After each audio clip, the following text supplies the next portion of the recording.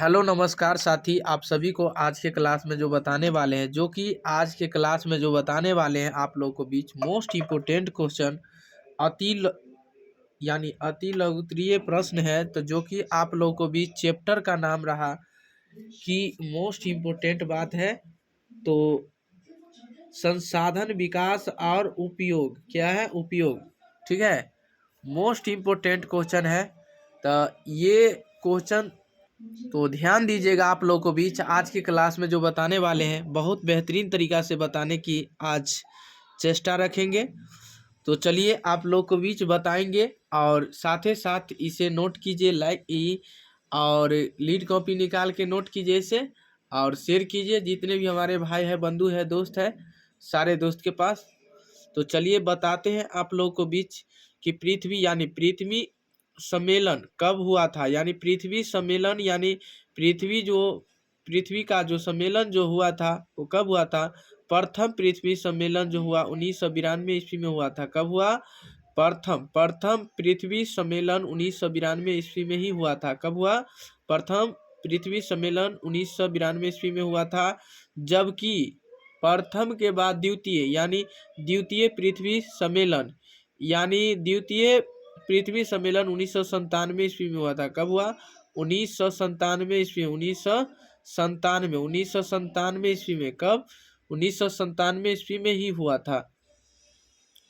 बताइए अगला number question जो रहा आप लोगों को बीच फिर कि यानी तृतीय पृथ्वी सम्मेलन 2002 ईस्वी में हुआ था। तृतीय पृथ्वी सम्मेलन कब हुआ? तृतीय पृथ्वी सम्मेलन कब हुआ? तृतीय पृथ्वी सम्मेलन जो हुआ 2002 ईस्वी में। 2002 ईस्वी में 2002 ईस्वी में हुआ था। 2002 ईस्वी में हुआ था। 2002 ईस्वी में ही हुआ था। कब हुआ था?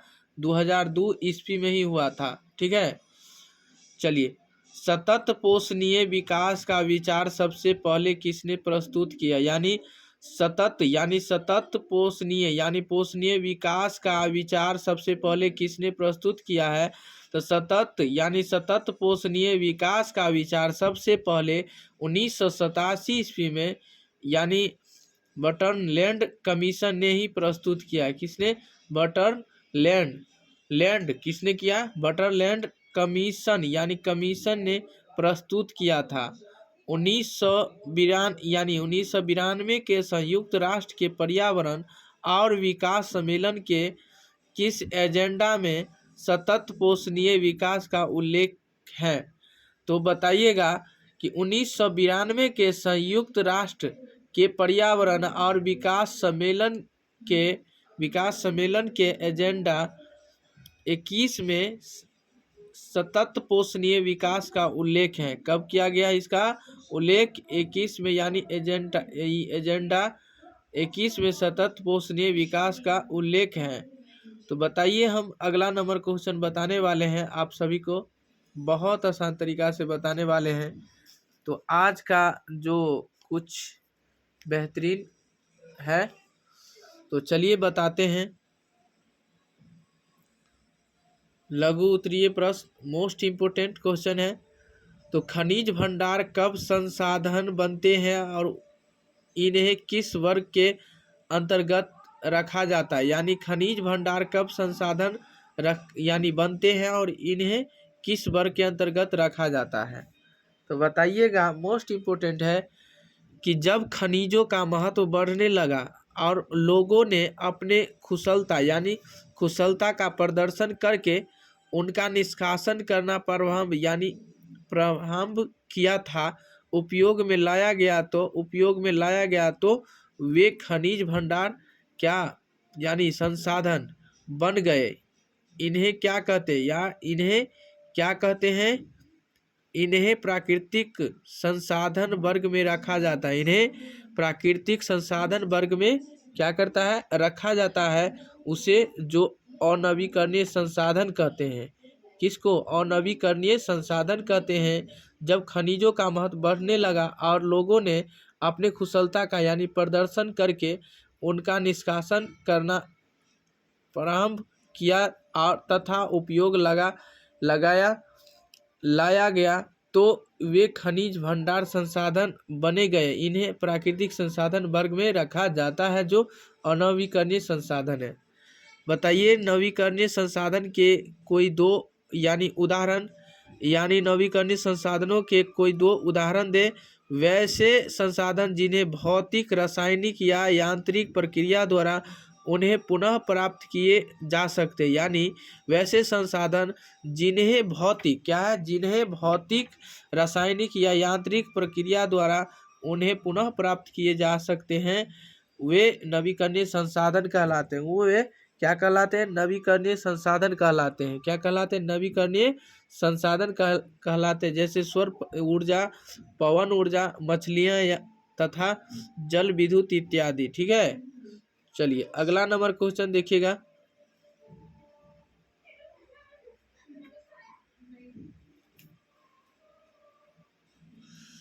अगला नंबर है आपका मोस्ट इम्पोर्टेंट क्वेश्चन है, ध्यान दीजिएगा कि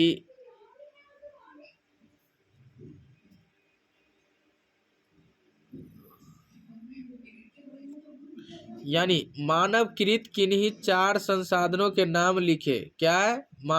मानवकृत किन्हीं चार संसाधनों के नाम लिखे।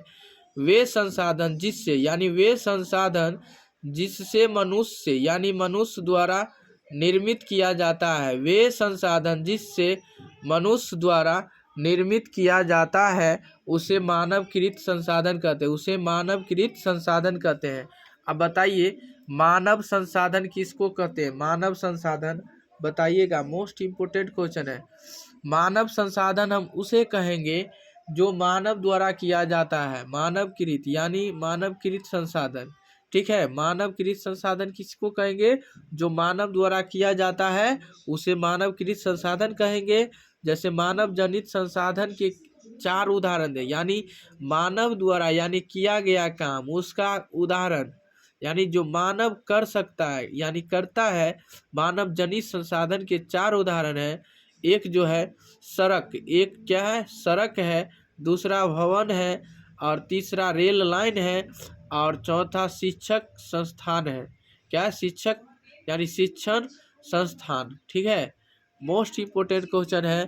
तो बताइए अगला नंबर क्वेश्चन, यानी जैव और अजैव संसाधन से आप क्या समझते हैं? जैव और अजैव संसाधन से आप क्या समझते हैं? गौर फरमाइएगा कि जैव और अजैव संसाधन से आप क्या समझते हैं? तो जीव यानी जीव मंड में विद्यमान और उससे प्राप्त होने वाले विभिन्न प्रकार के जीव, यानी विभिन्न प्रकार के जीव जैसे पक्षी, मछलियाँ, पेड़ पौधे और स्वयं मनुष्य भी जीव है। क्या है? बताइएगा कि ये जो कहता है जीव मंडल में विद्यमान और उससे प्राप्त होने वाली यानी विद्यमान प्रकार के जीव जो है, जैसे पक्षी, मछलियाँ, पेड़ पौधे और स्वयं मनुष्य भी क्या है? जैव है। और या जैविक संसाधन कहे जाते हैं। जैव या जैविक संसाधन कहे जाते हैं। जैव या जैविक संसाधन कहे जाते हैं। सभी जैविक संसाधन नवीकरणीय संसाधन होते हैं। सभी जैविक क्या होते हैं? नवीकरणीय संसाधन होते हैं। और इसी प्रकार वातावरण में उपस्थित सभी प्रकार के सभी पदार्थ के निर्जीव पदार्थ हैं, जैसे खनिज, चट्टानें, मिट्टी, नदियाँ, पर्वत इत्यादि अजैव या अजैविक संसाधन कहे जाते हैं। बताइएगा कि ये खनिज, चट्टानें, मिट्टी, नदियाँ, पर्वत इत्यादि जो है, ये सारे जो है अजैव या अजैविक कहलाता है। अजैव या अजैविक कहलाता है। जितने भी निर्जीव चीज़ है वो सभी को क्या कहते हैं? निर्जीव, यानी निर्जीव चीज यानी निर्जीव जो एक जगह से दूसरे जगह मतलब नहीं जा सकता है। ठीक है, और सजीव, तो सजीव किसको कहेंगे? जैविक को या जैव को। और अजैविक को क्या कहेंगे? निर्जीव। ठीक है ना, अजैविक या अजैव को क्या कहेंगे? ठीक है ना, खनिज, चट्टानों, मिट्टी, नदियाँ, पर्वत इत्यादि अजैव या अजैविक संसाधन। यानी कह दिया जाए कि 2-3 जैसे अजैविक संसाधन का नाम बताओ। खनिज, चट्टानें, मिट्टी, नदियाँ, पर्वत ये सब जो हो जाएगा, जो भी निर्जीव यानी निर्जीव है, जो वस्तु निर्जीव है ना, वो सारे जो हो जाएगा आप लोगों को भी मोस्ट इम्पोर्टेंट हो जाएगा फॉर्मूला। ठीक है, उम्मीद करते हैं कि आप लोग सीख गए होंगे। तो चलिए आज के क्लास में आप लोग को इतना ही, तब तक के लिए बने रहें, और ताकि आप लोग इसे पाने के लिए आप लोग इसे सब्सक्राइब कीजिए, लाइक कीजिए, कमेंट कीजिए, शेयर कीजिए, और ऐसा वीडियो आप लोग को भी ज़रूर मिलते रहेंगे। तो कंटिन्यू हमारे साथ बने रहेंगे। तो चलिए आप लोग को बीच बताते हैं कि मानव के लिए संसाधन यानी मानव के लिए संसाधन क्यों आवश्यक है, बताइएगा। मानव के लिए संसाधन क्यों आवश्यक है? तो मानव के लिए संसाधन क्यों आवश्यक है कि संसाधन वे साधन हैं